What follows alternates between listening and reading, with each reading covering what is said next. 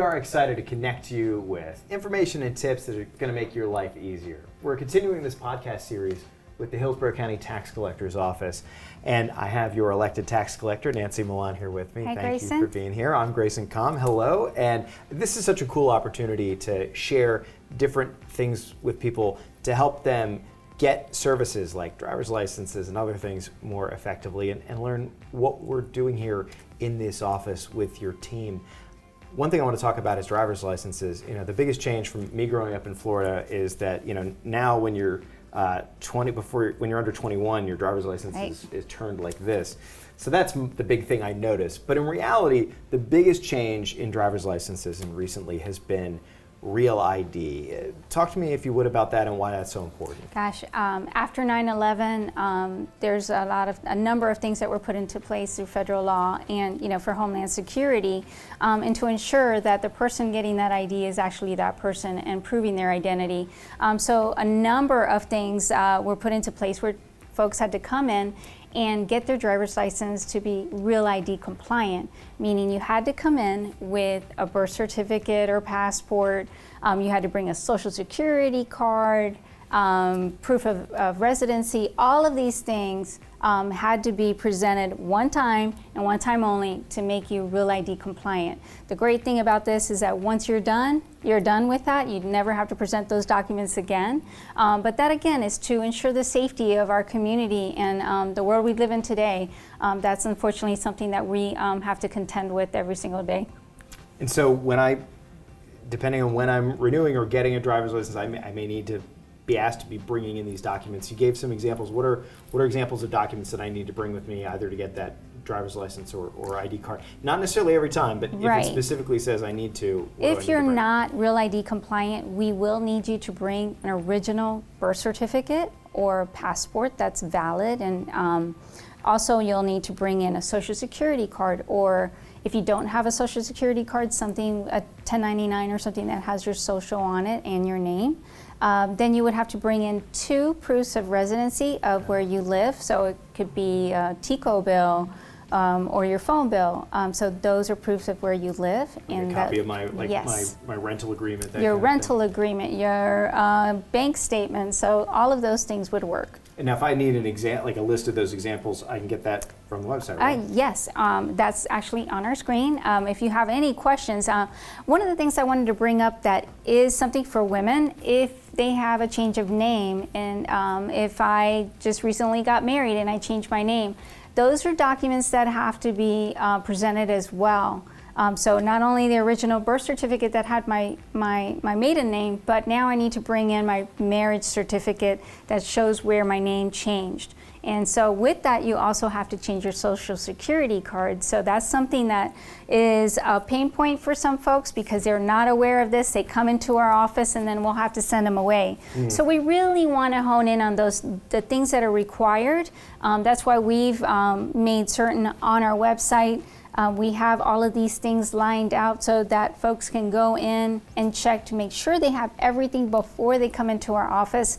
Also, they can call us. If there's any doubt, they can always call us, and that number is on the screen right now. So if you have questions regarding your name change, whether it be a married name or even going through a divorce, there are certain things that have to be presented in order to change your name on your driver's license. And that's laid out step by step on the website. But if I've got, I don't know, I've got this marriage certificate because we got married when we were on vacation, and what do I do? Then I can pick up the phone and call. Right. And you have 400 people all told on your team who can help answer those questions and make it work smoothly. That's amazing. So that, I grew up in Florida. I literally walked to the office to get my driver's license on my 16th birthday. I was lucky I was only about a mile away. I was that excited. If I'm moving to Florida, though, how does that change or affect what I need?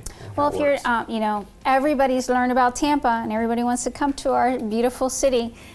So there are a number of things. You are allowed to drive with your driver's license from the other state for about 30 days. But once you seek employment and are hired, once you enroll your children in school, then it's required to go ahead and change your driver's license. And with that, we would request that you would bring your driver's license from the other state.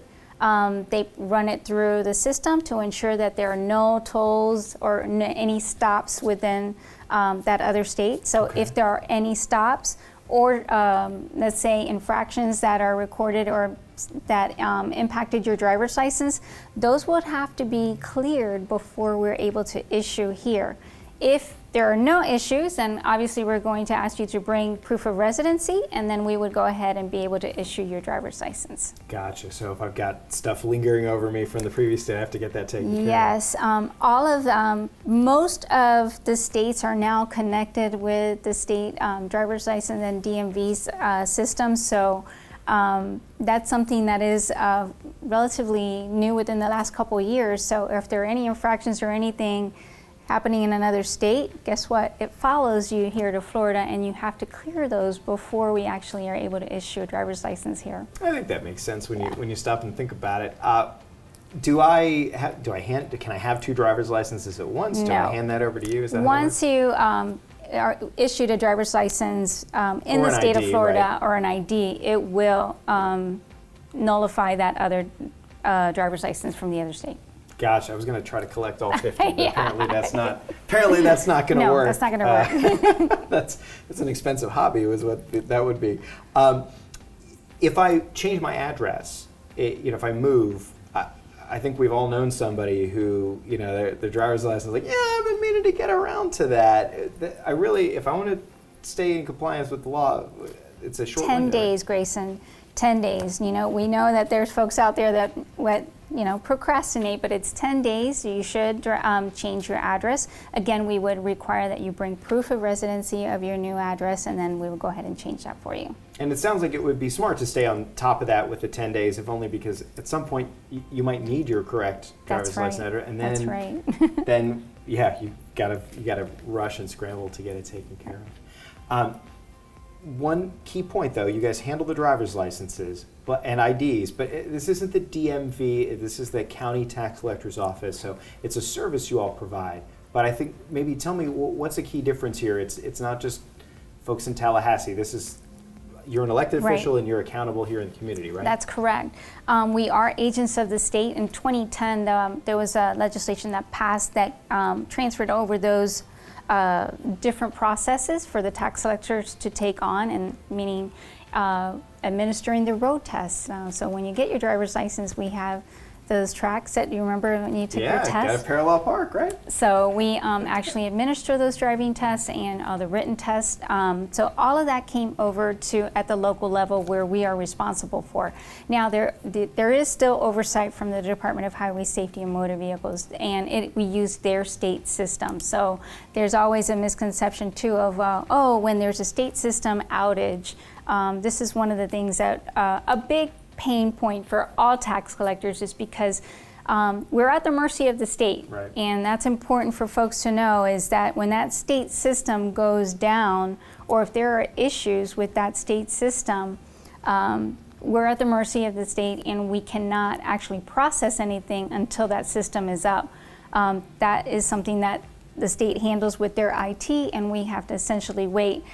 We also have to wait and deal with the customers that are sitting in our office. So we try to do as much as possible to help them out. We even give express or a VIP card for them to come back in at a later time and skip the line. But that is something that is a big pain point for every tax collector in the state of Florida, is because with these systems, normally if you have in-house systems, you're able to find a solution really quick and be able to process. But when it's a state outage with the state system, we're essentially waiting for the state to actually remedy the situation, and then we can get going.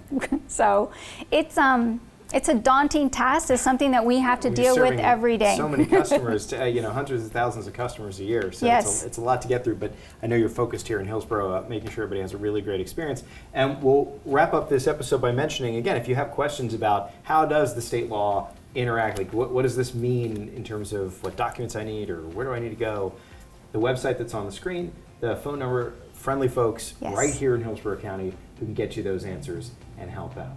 So for Nancy Millan, I'm Grayson Comm. We're going to continue our podcast series here for the Hillsborough County Tax Collector's Office.